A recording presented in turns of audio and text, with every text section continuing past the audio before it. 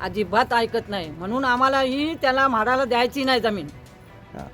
आता इकडे आम्हाला एवढा त्रास दिले, 6 वर्ष झाली, पण तो ऐकत नाही आमचा. तो जास्त आम्हाला त्रास देते ना. आम्हाला किती अर्धा आमचा 40 गुंठ्याचा शेत त्याने अर्धा घेतला होता, 20 गुंठ्याचा जागा.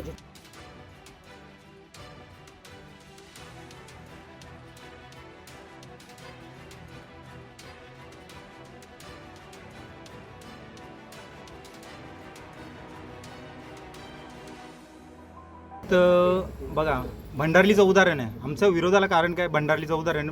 भंडारलीची पूर्ण जागा गुरचरण त्यांनी घेतली. आज भंडारली गावात स्मशानालाही जागा नाही आहे.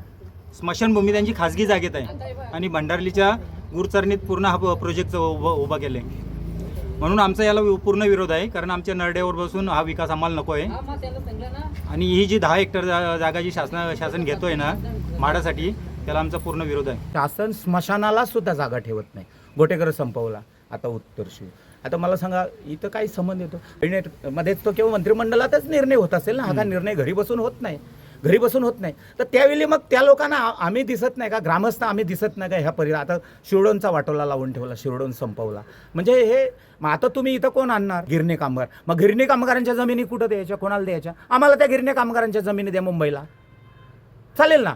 आमची गुरचरण तुम्हाला देऊ, तुमच्या गिरणी कामगारांच्या मुंबईतल्या जमिनी आम्हाला द्या, चालेल का? म्हणजे शासन फक्त स्वतःचा बघतो, स्वतःचा मंत्री संत्री काय असतील ते स्वतःचा बघतात. इतरांचा, ग्रामस्थांचा किंवा या गाववाल्यांचा अजिबात वाटोला करून टाकला, संपवून टाकलं. तुम्ही बघता, आता तुम्ही तर पत्रकार आहात, तुम्ही सगळं हुशार आहेत. किती प्रोजेक्ट टाकले ह्या वर्षा दीड वर्षात या पट्ट्यात. तुमच्या देसाईपासून तर तुमच्या अंतरलीपासून किती झोन टाकले. हे काय इथंच दिसत तुम्हाला? दुसरं काय दिसत नाही का? तर हे सगळं विचित्र काम आहे. कुणी त्याच्यावर लक्ष देत नाही, का होत नाही, चर्चा करत नाही. आता आम्ही हे बघा, गेल्या वेळी 2023ला हे केलं, काय केलं की ती 6/9/2023ला तो झाला. त्यानंतर काय झालं, ग्रामपंचायतमध्ये ठराव केला, लिगली ठराव केला आणि अख्ख्या ग्रामस्थांनी सह्या करून सगळं केलं. तसं माननीय जिल्हाधिकाऱ्यांना पत्रही दिलं ठरावाचं, बाबा ठराव झालेलं होईल, पण त्याच्या उत्तर येत नाही, चर्चेला बोलवत नाही. करायचं 6 वर्ष त्रास दिले यांनी, मारावाले कोणी गाडग्यानी.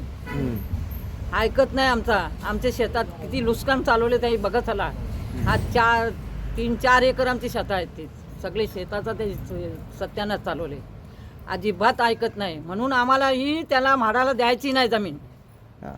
आता इकडे आम्हाला एवढा त्रास दिले, 6 वर्ष झाली, पण तो ऐकत नाही आमचा. तो जास्त आम्हाला त्रास देते ना. आम्हाला किती अर्धा आमचा 40 गुंठ्याचा शेत त्याने अर्धा घेतला होता, 20 गुंठ्याची जागा घेतली होती त्याने. आपण आम्हाला म्हाडाला जागा द्यायची नाही. आपलं नाव? आपलं नाव धनाबाई रतन पाटील. त्यामागे कारण असं आहे, आता तुम्ही येताना बघितलं असेल की म्हाडाचा किती मोठा प्रकल्प झाला आहे, पण ॲक्च्युली तिथे काहीही सुविधा त्या ठेवलेल्या नाही. आमचा एक मैदान होता तिथे खेळासाठी, तोही त्या लोकांनी घेतला. मग आम्ही खेळायला कुठे जायचं? आमच्या मुलांनी शिकण्यासाठी काय नवी मुंबई, पनवेल, खारली इकडेच जायचं का? काय एखादं कॉलेज व्हायला नको का इकडे? एखादा कॉलेज झालं तर आमच्या 14 गावची मुलं इथेच शिकतील ना, त्यात दूर जाण्याची गरज नाही लागणार. ते असे अनेक मुद्दे आहेत, पण हे सरकार त्याचा काही विचार करत नाही आहे. फक्त म्हाडा आणतात, बसवतात, बिल्डिंगी उभ्या करतात. मी एक शेतकरी आहे, म्हाडाच्या लगतचा मागे इथे झाले त्याचा. अहो एवढा त्रास झाला आहे ना, 35-35 फूट आपल्या शेतात हे आलेले आहेत. आज 5 वर्ष झाले मी रस्त्यासाठी त्यांच्याकडे भांडतोय, पत्रव्यवहार करतोय, पण मला रस्ता भेटत नाही. गावच्या गुरचरणी ह्या गावच्या सुखसुविधांसाठी असाव्यात, नाही एखाद्या बिल्डरला देण्यासाठी. कारण आज म्हाडासारखा बिल्डर इथे येऊन गोठेघर आणि भंडारलीमध्ये एकही फूट जागा सोडत नाही. मग गावकऱ्यांच्या सुखसुविधांचं काय? आज इथल्या पिढ्यांचा म्हणजे पुढच्या पिढ्यांचा विस्तार होणार आहे. मग गावामध्ये जागा नाही घरं बांधण्यासाठी. अशा वेळी गावकरी काय करतील?